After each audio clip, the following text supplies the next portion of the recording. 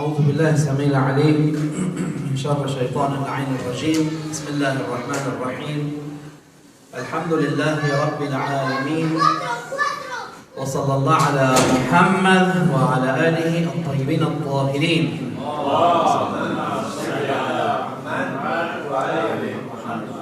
Alhamdulillah, nos encontramos una vez más en la mezquita Tawhid, mezquita que está tan relacionada al Imam al-Khomeini, rahmatullah alayhi, a este gran líder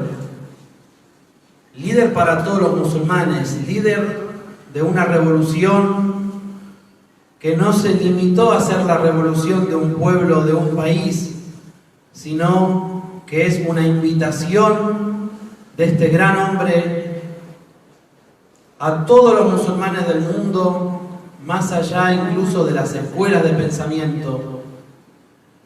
Este hombre que vivificó el Islam, aletargado durante siglos, alejado de la realidad más profunda de las enseñanzas del profeta y de Ahlul Bayt alayhimus salam, y que viene a hacerle acordar a los musulmanes que hay un solo camino, y es el camino más sincero y más puro, que es el camino del Tawhid, de la unicidad divina, frente a los demás caminos e ideologías que propone el mismo hombre. Un camino que proviene de Dios y que guía hacia Dios frente a los taghut, a las falsas ideologías, a los falsos caminos y a todo aquello que va a hacer desviar al hombre del camino recto para que no encuentre a su Señor. Esta invitación del Imam al-Khomeini, rahmatullah alayhi, es una invitación que tomaron los iraníes, que tomó el pueblo de Irán valientemente, y el valiente pueblo de Irán, pero que no se limita solamente a los iraníes, sino que es para todo el mundo y para todos los musulmanes. Y que el sueño y el anhelo del Imam al-Khomeini era y es tan grande que esta revolución aún sigue viva, y esta revolución del Imam va a concluir cuando venga a nosotros el Imam al-Mahdi Ajjallahu ta'ala Farajahu Sharif, a establecer el gobierno de justicia y de equidad con el que el Imam al-Khomeini soñaba. Entonces, cuando vemos un líder que surge de esta forma y vemos las características que tenía como persona, como sabio, como guía, como marja, como conductor de la umma, realmente el Imam al-Khomeini fue una escuela viva que, aún más allá del fallecimiento que estamos conmemorando en esta noche y en el día de mañana, 3 de junio, más allá de la fecha de su fallecimiento, sigue viva y perdura entre nosotros y nos continúa guiando. Y fíjense el grado de importancia que tiene la revolución del Imam, que despertó a un pueblo que estaba sufriendo las peores humillaciones de los extranjeros, pero hasta el día de hoy ha creado en el mundo la única resistencia que le dio en nuestra era o en nuestra época contemporánea el honor a los musulmanes. Es decir, que se pasó de la humillación a el honor y el respeto que hoy todos los musulmanes tienen por los seguidores de Ahlul Bayt en el mundo, gracias a esta revolución y a este hombre y al espíritu de este hombre, el Imam al-Khomeini, rahmatullah alayhi. Entonces, cuando vemos que el Imam vino a proponer algo al mundo, Y esto que propone es algo que cambia la situación de todo el mundo y que cambió vidas, y que cambió espíritus, y que cambió los corazones, y que los guió hacia Dios. Vamos a ver que el objetivo, o podemos decir el eje central de esta gran revolución del imán, de presentarnos el Islam nuevamente, de dar una propuesta al mundo, se basa en la bandera de Amr bil Ma'ruf wa Nahy anil Munkar, de ordenar el bien y prohibir el mal. Y es la misma bandera que enarbolaba el imam el-Hussein alayhi salam.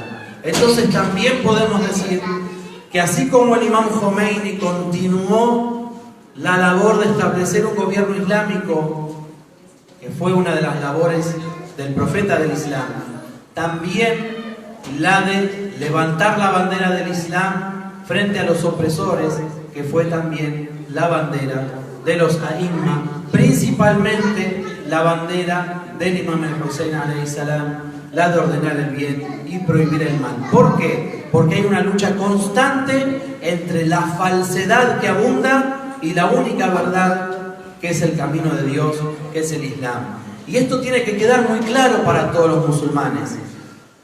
Que el imam Khomeini rahmatullah alayhi no trajo algo nuevo, al contrario, vino a hacernos acordar frente a tantas ideas que aparecían en el mundo islámico, y que el panarabismo, y que esto y que lo otro, que había un solo camino, y era el camino del profeta, y que ese era el camino que llevaba a la victoria a todos los musulmanes.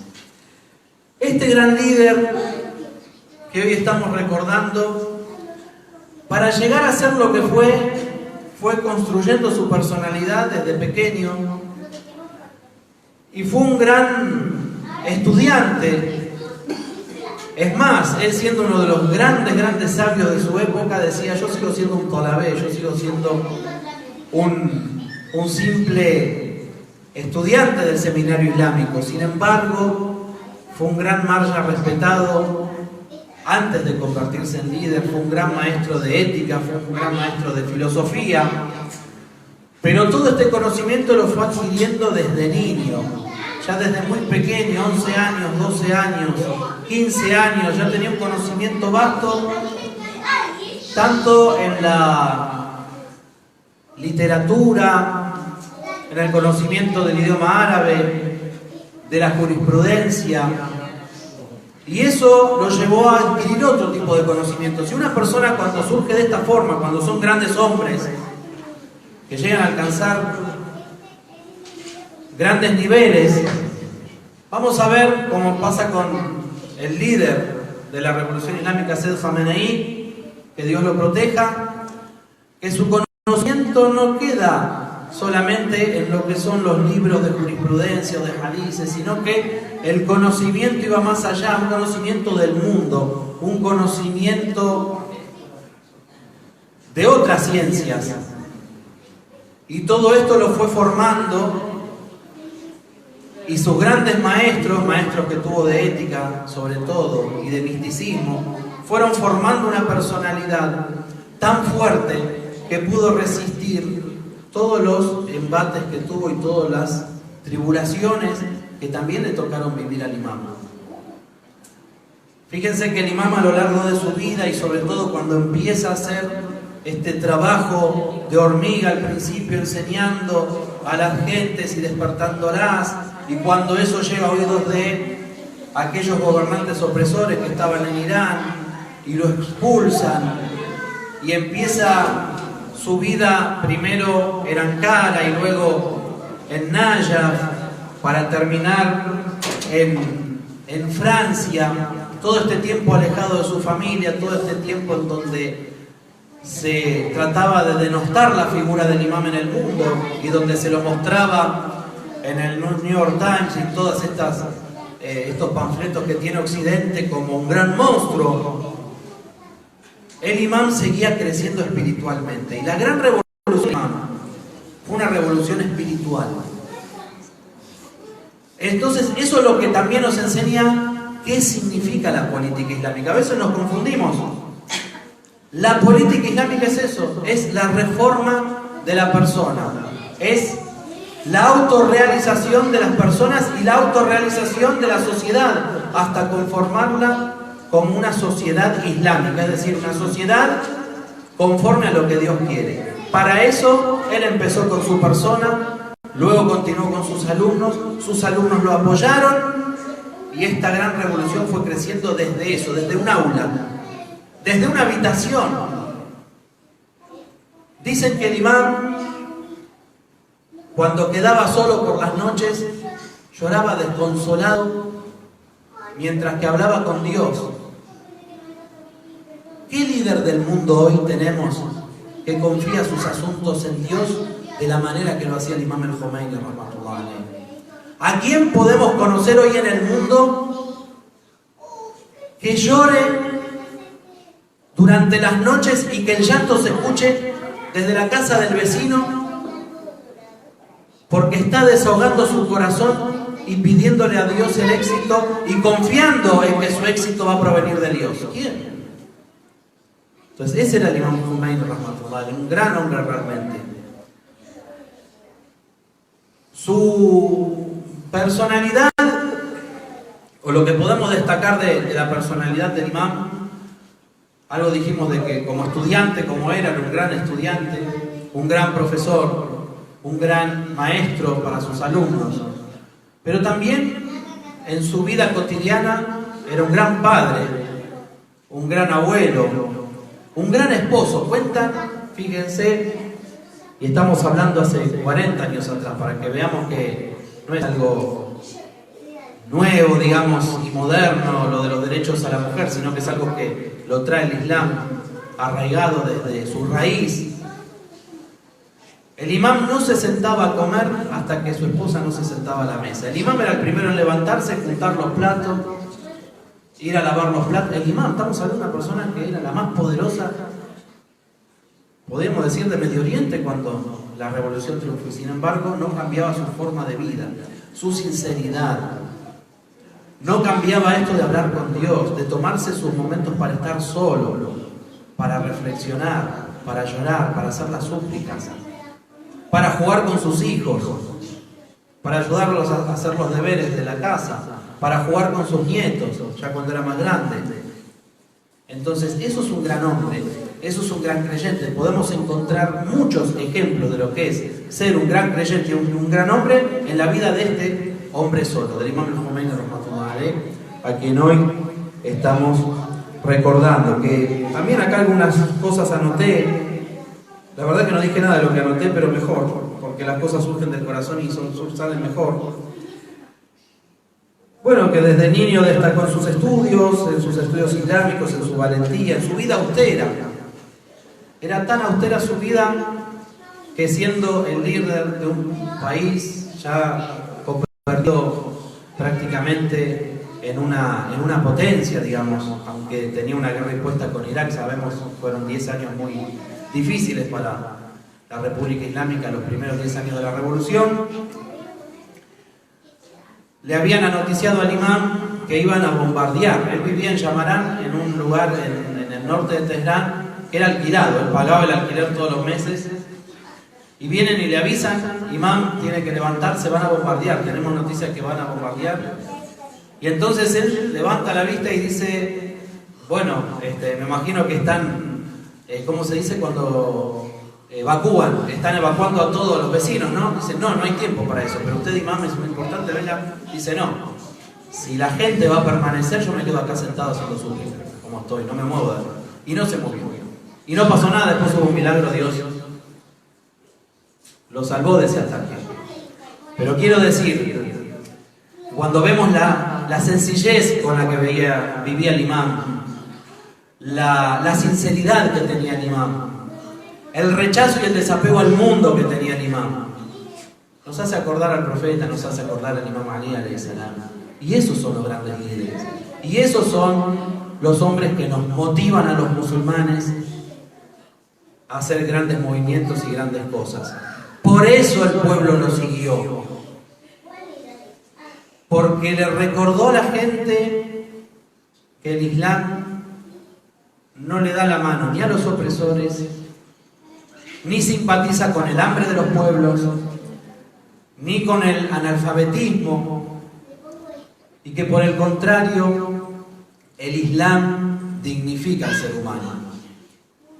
Y hoy vemos en una república islámica donde en la época del Shah había un 60% de analfabetismo, los que alhamdulillah tuvimos la suerte de vivir allí o de visitar la república islámica y las distintas provincias y lugares que hay, no encontramos un lugar, un campo chiquitito, un pueblito que no tenga su escuela, que no tenga sus bibliotecas, que no tenga su musalla, sus maestros.